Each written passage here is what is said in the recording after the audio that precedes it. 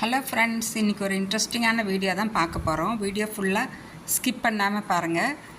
ப்ரக்கோலியும் கேப்சிகமும் வச்சு ஒரு பொரியல் செய்கிறது, பருப்பு உசிலி மாதிரி செஞ்சு காமிக்கிறேன் பாருங்கள். இப்போ அதுக்கு நான் பாசிப்பருப்பு, சிறுபருப்பு 2 டேபிள் ஸ்பூன் அளவுக்கு எடுத்து வச்சுருக்கேன். சீரகம் 1 டீஸ்பூன், பெருங்காயம் 1/2 டீஸ்பூன், மஞ்சத்தூள், ஒரு ரெட் சில்லி, தேவையான அளவு உப்பு, அந்த பருப்பு உசிலிக்கு தேவையானது. பாருங்கள், காயெல்லாம் கட் பண்ணி வச்சுருக்கேன். நல்லா இது மாதிரி 3 கலர் கேப்சிகமும் ஒரு ப்ரக்கோலியும் நல்லா கொஞ்சம் இது மாதிரி மீடியம் சைஸில் கட் பண்ணி எடுத்துக்கலாம். ரொம்ப பொடியாக கட் பண்ண வேண்டாம். பாருங்கள், இந்த சிறுபருப்பை ஊற வச்சு மேற்படி நான் சொன்ன அந்த சீரகம், பெருங்காயம், மஞ்சத்தூள் அதெல்லாம் ஆட்டி எடுத்தாச்சு. குறைன்னு ஆட்டி எடுத்துக்கணும். கொஞ்சமாக நல்லெண்ணெய் ஊற்றிருக்கேன். ஆட்டின அந்த பருப்பை இது மாதிரி ஆயிலில் போட்டு நம்ம அடுப்பை லோ ஃப்ளேம்லேயே வச்சு நல்லா வேக வச்சு பருப்பை உசிலியாக செஞ்சு எடுத்துக்கணும். அப்பப்போ மூடி வச்சு நல்லா அடி பிடிக்காமல் அந்த இதுலேயே அந்த ஸ்டீம்லேயே பருப்பு நல்லா வெந்துடும். அந்த ஆயிலும் ஊற்றி இருக்கிறதுனால இது மாதிரி நீங்கள் செஞ்சு சாப்பிட்டு பார்த்தீங்கன்னா உங்களுக்கு தெரியும், அவ்வளோ டேஸ்ட்டாக இருக்கும். நம்ம என்ன சாப்பிட்றோங்கிறத விட எப்படி அதை சமைச்சி சாப்பிட்றோங்கிறது தாங்க முக்கியம். வெஜிடபிள்ஸில் இருக்கிற விட்டமின்ஸ் எதுவும் போகாமல் ஓவர் குக் பண்ணாமல் இது மாதிரி நீங்கள் ஒரு தடவை செஞ்சு பாருங்கள். இப்போ பாருங்கள், காயை தாளிக்கிறதுக்கு ஒரு 1/2 டீஸ்பூன் ஆயில் ஊற்றிருக்கேன். தாளிக்கிறதுக்கு கொஞ்சம் கடுகு, சீரகம், ஒரு வரமிளகா, அவ்வளோதாங்க. ஆயிலும் அளவாக தான் ஊற்றிக்கணும். இப்போ கட் பண்ணியிருக்கிற இந்த மாதிரி பெருசாக கட் பண்ணால் இதில் இருக்கிற விட்டமின்ஸ் எதுவுமே போகாமல் எங்களுக்கு முழுமையாக கிடைக்கும். கலரும் மாறாமல் குக் பண்ணணும். பாருங்கள், நான் சமைச்சு முடித்த அப்புறம் காமிக்கிறேன். எந்த வெஜிடபிள்ஸோட கலரும் போகாமல் இருக்கும். இப்போ தேவையான அளவு உப்பு மட்டும் போட்டு, தண்ணி எதுவுமே நான் ஊற்ற போகிறதில்ல. அந்த வேர்த்து வர்ற தண்ணியிலேயே அந்த வெஜிடபிள்ஸ் அப்படியே குக் ஆகிடும். உப்பு போட்டதுனால வேர்த்து வரும். அப்பப்போ மூடி வச்சு திறந்து நீங்கள் கிளறி விடுங்க.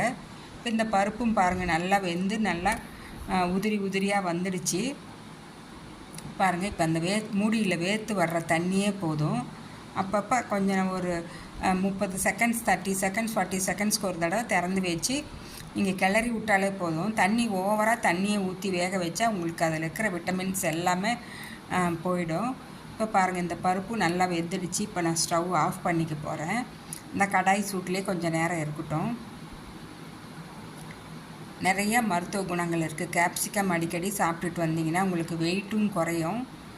கேன்சர் வராமல் இருக்கிற மாதிரியான ஒரு தன்மை அந்த கேப்சிகமில் இருக்குது. கேன்சர் செல்ஸ் எல்லாம் டிஸ்ட்ராய் பண்ணிடும். அடிக்கடி நாங்கள் இது மாதிரி கேப்சிகம் வாங்கி சாப்பிட்டா எங்களுக்கு வெயிட் லாஸ் பண்ணணும்னு நினைக்கிறவங்களுக்கு இது ஒரு வரப்பிரசாதம்.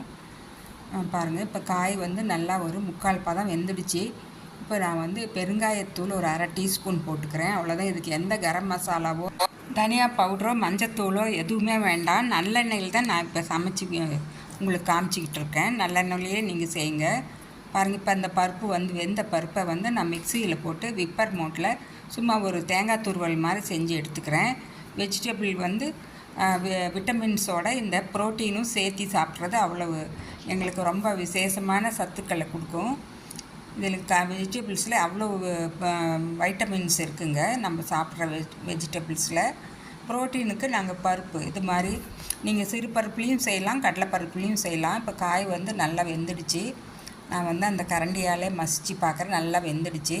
இப்போ இந்த தேங்காய் துருவல் மாதிரி லேசாக குறைன்னு நம்ம பவுட்ரு பண்ணி பருப்பு உசிலியும் அதோட போட்டு ஆட் பண்ணி நல்லா கலந்தாச்சு. நாங்கள் என்ன சாப்பிட்றோங்கிறத விட அதை எப்படி சமைச்சி சாப்பிட்றோங்கிறது தாங்க இந்த வீடியோவில் உங்களுக்கு நான் சொல்லிக்கிறேன். அதில் இருக்கிற விட்டமின்ஸ் எதுவும் அழியாமல் ஓவர் குக் பண்ணாமல் லெஸ் ஆயிலில் போட்டு நீங்கள் எந்த கலரும் மாறாமல் குக் பண்ணி சாப்பிட்றது தாங்க அந்த காயில் இருக்கிற அத்தனை மருத்துவ குணமும் எங்களுக்கு கிடைக்கும்.